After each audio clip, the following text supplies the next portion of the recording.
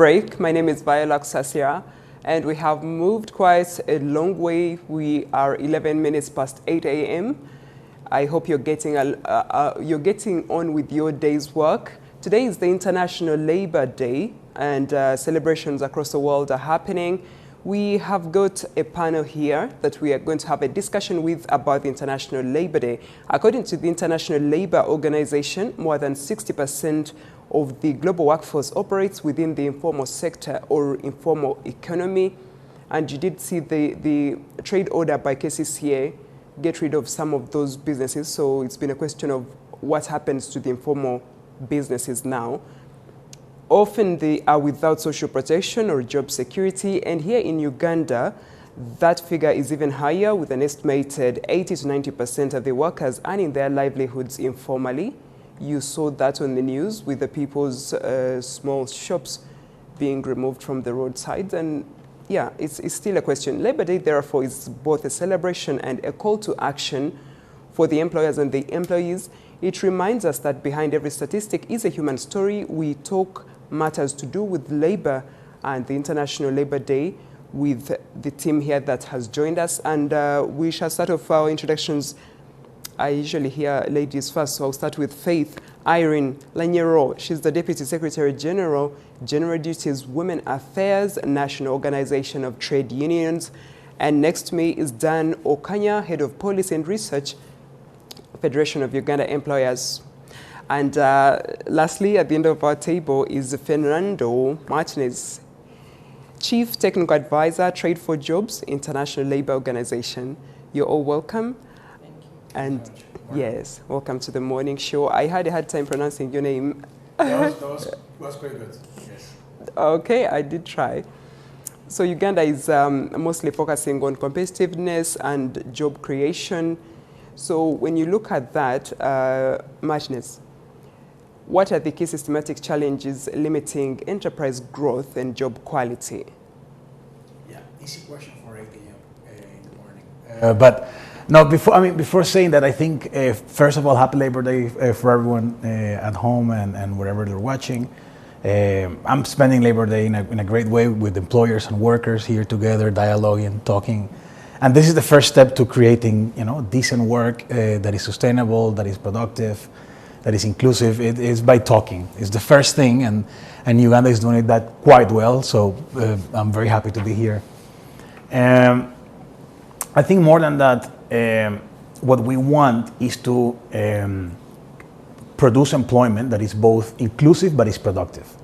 And in order to do that, work and employment has to be of certain quality. We've seen examples around the world of many labor markets that have been driven by servicing markets that only value price, meaning imagine like textile markets around the world that are focusing on who can deliver the cheapest price to enter the labor market. What happens to the laborers and what happens to the employers is that the margins are very thin, and then for labor, the job quality is very, very, very bad. What we're trying to do is we're trying to support employers and support workers to access markets that are that require a certain level of quality, because that will require quality throughout the supply chains, including workers' rights, etc. So, very happy to be here. I'm very happy to share the panel with my colleagues here today. Okay, and so Dan, this one is for you. What role has the Federation of Uganda Employers played in shaping employment, that is in policies, in the recent years? Thank you very much. Once again, my name is Dan Okanya. Good morning to all the viewers. Happy International Labour Day to the workers and the employers out there. Of course, there is no worker without employer, and the employers really requires work, and that's why we are here. So we have had a number of policy reforms. You may agree with me that Uganda, we are undergoing a lot of policy reforms. There are a number of laws, regulations which have been reviewed, the OSH Act, the Employment Act, and all others. There are a number of also those which have actually been developed, like the NTV Act, which was recently passed in 2025, And our role has been more in the area of lobbying and advocacy. We do lobby and advocate for the reforms to ensure that we have the laws and policies which facilitate business. We look into creating conducive business environment for all the employers so that we can be able to have job creations and also be able to improve on the lives of the Ugandans. And in this, our lobbying and advocacy role, we do research, we do surveys, which inform. It is always evidence-based. So many times we conduct surveys, we review the policies, we identify the gaps, and then we are able to come up with the position papers and be able to present to relevant authorities, key decision makers in the policy formulation, that we are able to say, okay, can we review this to facilitate this? So we have been doing a lot of that, but we also share information. Whatever gap we identify, we share information and engage the employers themselves and all the stakeholders who are affected by these policies. So we engage them so that we get to understand, and they participate in giving this information and coming up with this position, so that whatever we present, we are presenting a position of the employers which is relevant to all the stakeholders. So our role has been mainly in that, and we have done a lot of achievement. And by the way, we thank government for always listening to us. We work with the Ministry of Gender, Labour and Social Development on all the matters concerning labor and employment, and that's why we have been. When you look at the skills development process, I think these reforms has been on since 2012.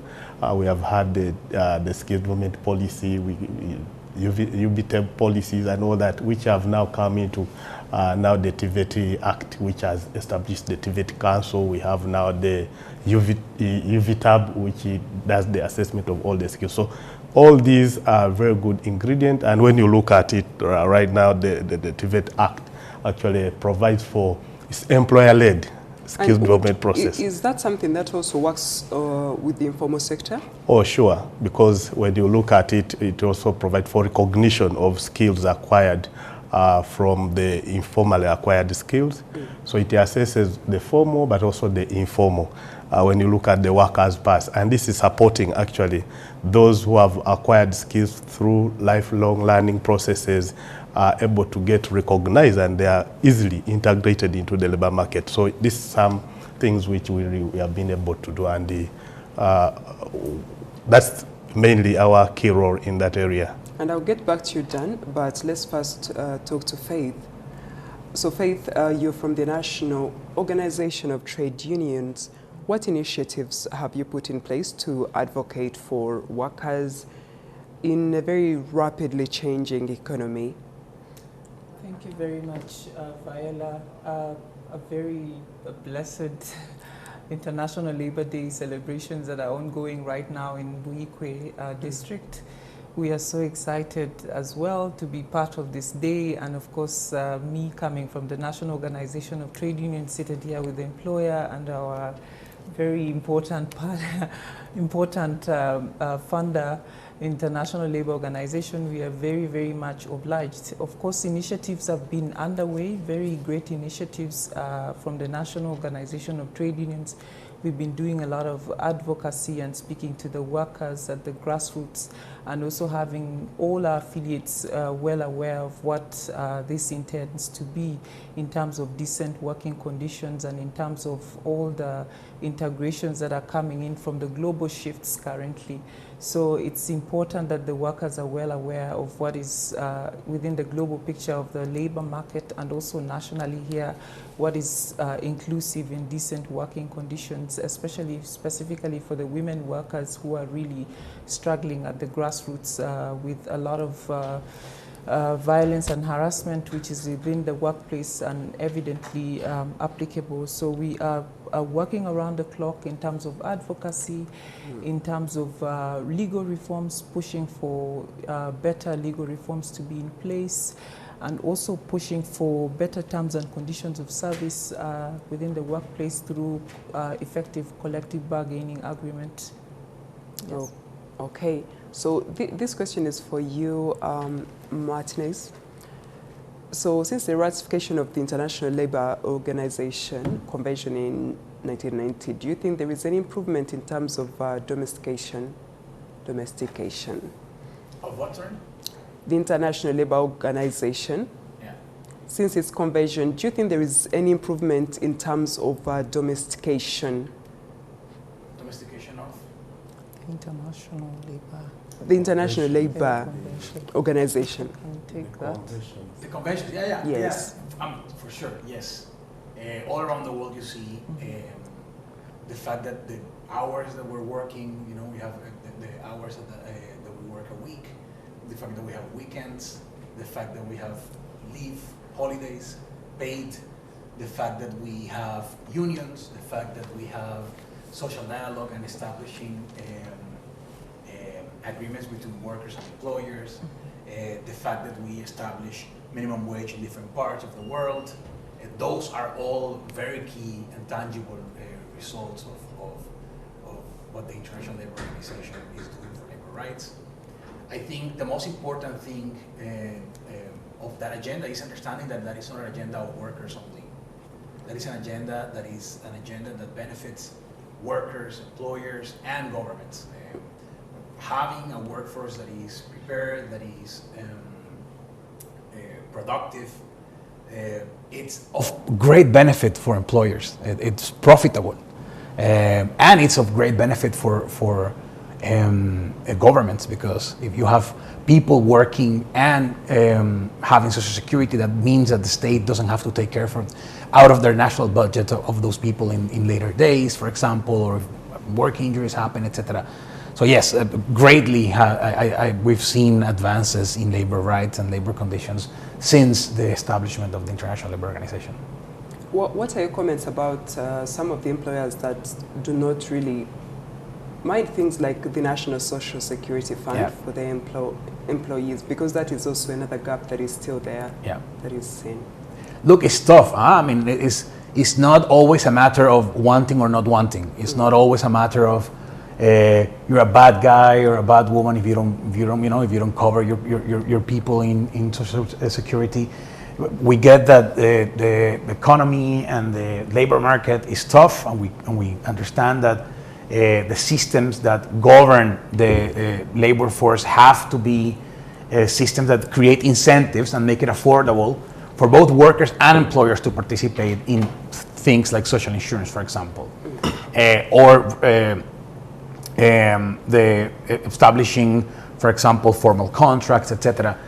It is tough. However, what I have to say is that the way of doing that is by coming together, workers, employers, and governments, and establishing, okay, what is it that I need, as an employer, to be able to support that agenda and to have, because that's a benefit of me, for workers as well. What is it that we need to do? What is it that we have to do in order to establish that?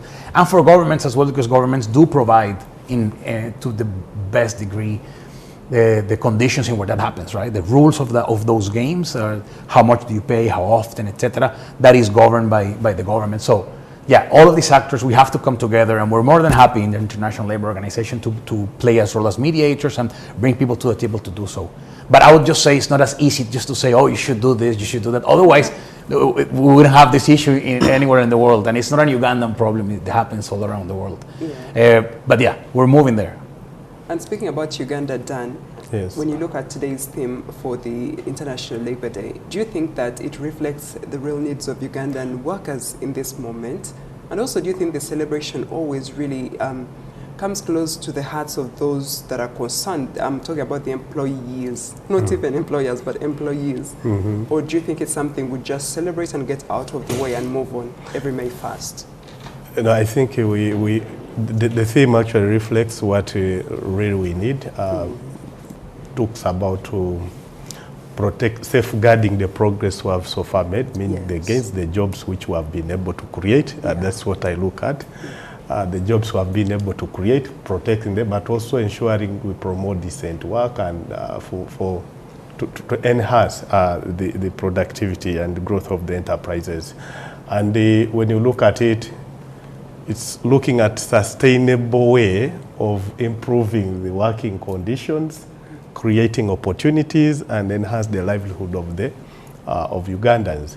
And there's a lot of work which we have been doing around that area, and particularly, we do a lot of sensitization and capacity building of our employers. We do labor law sensitization, supporting them develop the workplace policies, reviewing their contracts, and providing all the necessary technical guidance to ensure that decent work is usually promoted. It's actually promoted. When you look at decent work, I usually summarize it into 4 ways. Access to employment, rights at work, social protection, and social dialogue.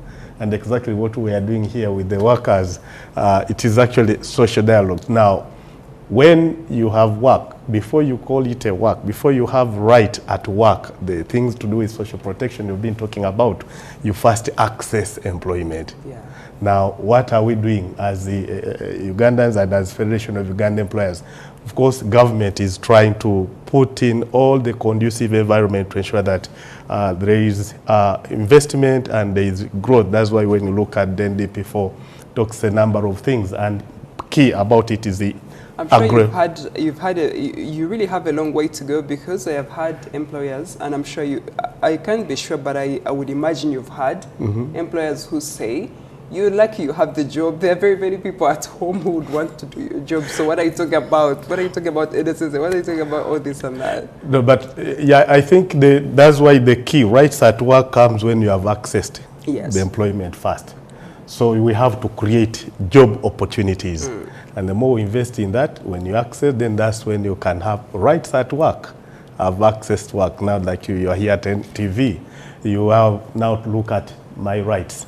Social protection, that leaves my out pay, that and part. all that. And then I'm pushing this because this is your docket. This is what you're supposed to do. To talk to the workers watching today at home. My role is to push you. Yes. Because when an employer says, you're lucky you've got the job, once you sign the dotted line, you can't begin bargaining over, you know. That is where the gap is actually. No, I think what I have to tell the viewers that, you know, when the contract, first of all, the contracts have to be aligned with the existing labor laws. Do we understand them? Do you think we... The many employers, that's why I said one of the support we give is to support you review your contract. Actually, even those who don't have, like the small and medium enterprises, we go ahead to develop with them a template. Now, your contracts, the employee, the work contract must be aligned with the provisions of the Employment Act and other existing labor law. So I wouldn't expect that in that contract there are no benefits which have been defined in it. So that is very clear. And there are no employers who can say you're lucky you've accessed the job. How accessible are these laws and guidelines? Where can the employers find them? During elections, you had comments of, we didn't understand what to do. We didn't know where to tick in the box. You know, there is always that information gap, and that is you that is supposed to tell us. That's actually the work we do. We do labor law sensitization. We sensitize our employers to tell them exactly what is expected. Even like right from the recruitment process, we support them even recruit. There is what we call fair recruitment practices. I know Maltese will tell you more about that, because you don't need, when in the process of recruitment, how fair are you? That you are inclusive, you are not discriminating, you are not, even the information, how is your advert? Has it been put and is it inclusive? These are the things which we actually tell them. And through labor law sensitization, through reviewing their workplaces, through supporting them develop the workplace policies, our employers are able to do things in the right way, and these contracts have to be really aligned. And now, access to labor laws, we actually have this information. Our ER and legal team usually provide this information, including giving one of the package we give our members is actually the sets of labor laws. Faith, so how effective do you think these labor laws have been when it comes to safeguarding our workers and traders in the workplaces? I think that's a very good question, first of all, to go because forward. He's emphasizing the trader, and I just want to know how effective yes, how effective have the laws been, the labor laws been? It's really a critical situation, I would say. Of course, we have very beautiful laws as a country. You know, we have the Employment Act, we have the Labor Unions Act, the Occupational Safety and Health Act, all these beautiful laws that would be able to protect a worker within the workplace. Yeah. But then the practicability of these laws are really lacking sometimes because of certain challenges that may be arising as well. Issues of limited labor officers, for instance, are taken slightly, but it's a major effect as well. And then secondly, the right to freedom of association and collective bargaining, which is not being adhered to by very many employers, I would say. We are one of the fastest growing countries, having a lot of investments coming on board. But then with the investments, we are not following the UN guiding principles, for instance, on business and human rights, which is already in place. We have a national action plan on business and human rights as a country, but then many investors are not, or many businesses are not adhering to the human rights due diligence course. So it's a major effect. We have a lot of policies, very good policies, but then the practice is lacking at large. And then secondly, also we have a critical challenge that workers are not very much aware of their labor rights in place also, which is a challenge because when you go, we as a labor union, even when we come to you, Viola, approach you and ask you maybe probably to join the union, you look at the retaliation part of it, that in case I join the union, my employer will be able to push me out. So with the less job market that we have in place, people would rather work in very gross, precarious conditions of work rather than have their labor rights adhered to. So it's a cross challenge that needs to be looked into and that really needs to be changed for us to be able to move forward. Yeah. And this question is for you, Martinez. You're from the International Labour Organization. One of the most recurring problems for Uganda's labor is the labor export. And the complaints we hear, or just somebody losing their child to that kind of arrangement, what do you think is causing this, and how can it be addressed? Yeah, I mean, the first thing is that we're no longer in localized or nationalized labor markets. Labor markets are now global, so we are all competing. Not only enterprises are competing among themselves, so. A dairy enterprise in Uganda is competing with a dairy enterprise in the Netherlands, right? But also labor. Also, we as workers, we are competing in a globalized labor market, and our talents and the capacity of things that we have to do, etc., are also required by different employers in different parts. And similarly, workers do see opportunities in different parts of the world. I'm Colombian. I am here in Uganda. Yeah. That tells you something, right? Workers, we are people that we have dreams and hopes, and we want to establish those dreams and hopes wherever we can do that better. For me, that's right now Uganda. For different workers, it'll be different parts of the world. The problem is, I am here in Uganda from a privileged perspective, right? I come here to Uganda because I have a lot of opportunities, because I was able to get a job here, etc. Yeah. A lot of workers don't have that capacity and those opportunities. A lot of workers are driven to migrate and to go to different places for very, very, very, very poor conditions, but those poor conditions are somehow better than the ones that they're coming from. That is a sad reality that is happening around the world.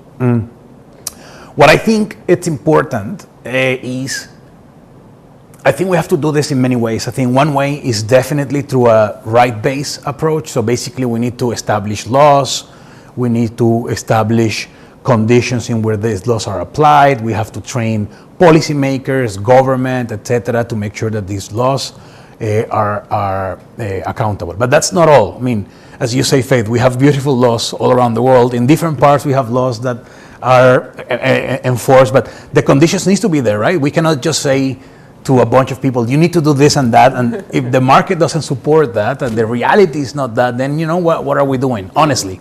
So I think on top of that, what we need to do is we need to work with employers, we need to work with workers as well to establish, okay, how can we create a system in where those jobs that are created are already created with the incentives for those jobs to be of quality, to be decent, etc. That's not an easy feat. I'm sure everyone out there in the world is thinking the same thing. I think the International Labour Organization and what we're trying to bring to the table here is, okay, how can we support the agenda here by thinking the long game? Because, you know, everyone I understand is thinking tomorrow.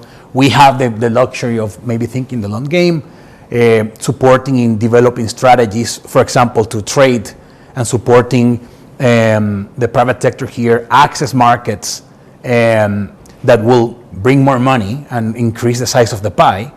And then how can we do it in a way that that size of the pie doesn't only get to a couple of people, but also how that size of the pie it's rightly distributed, because in order to get that pie, you need workers and you need good workers of a certain quality, etc. So that's the sort of work that we're trying to do with our colleagues, employers and workers, and the government. Human capital investment. Faith, yes. I would like to pick your thoughts on that question that I posed to him, because a lot of the people that are actually getting trapped in this labor export, I wouldn't want to call it, it's not a bad thing though, but I just think the outcomes sometimes are very negative. It's women. Most of them are women. So what advice can you give to them, or what should they know as they head into these jobs that are usually advertised?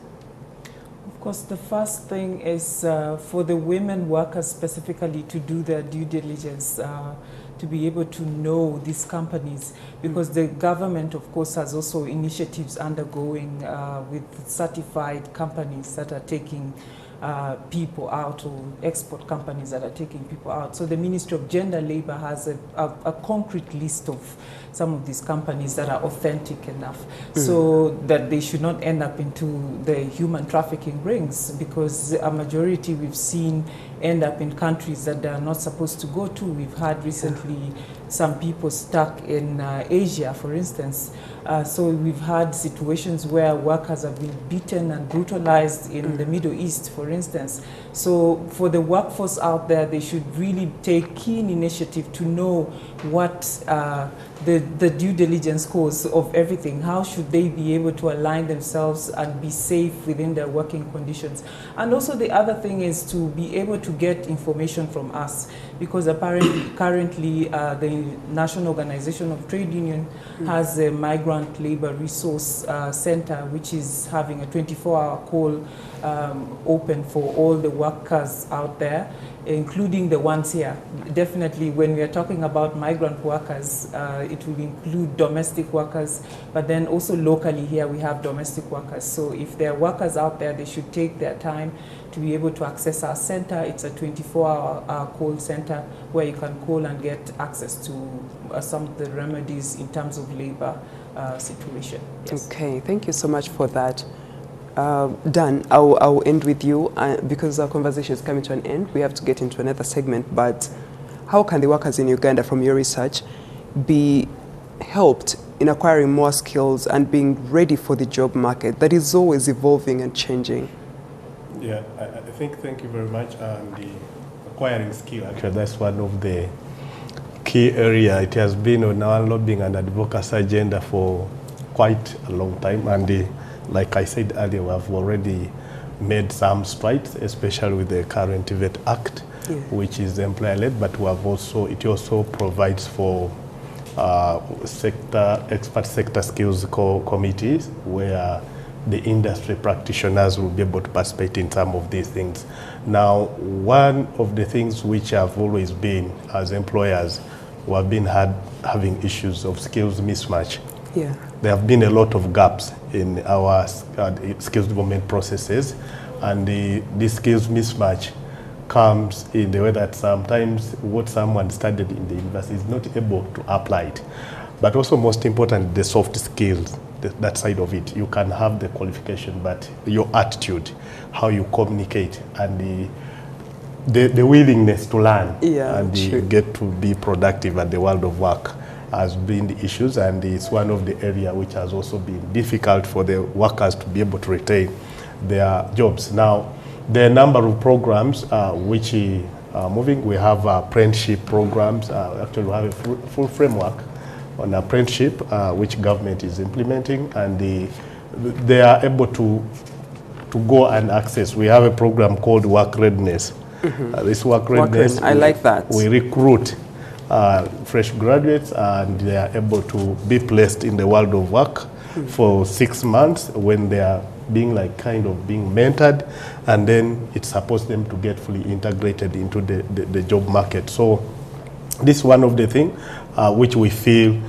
is actually helping, because a fresh graduate has always some gaps to relate with the world of work, and this is helping them to get supported. We have a Female Future program. This is specifically for ladies who want to take up executive position, and then it supports them to take up leadership, and many of them have gone through it, and really they have excelled in the ladders of their excelled in their career.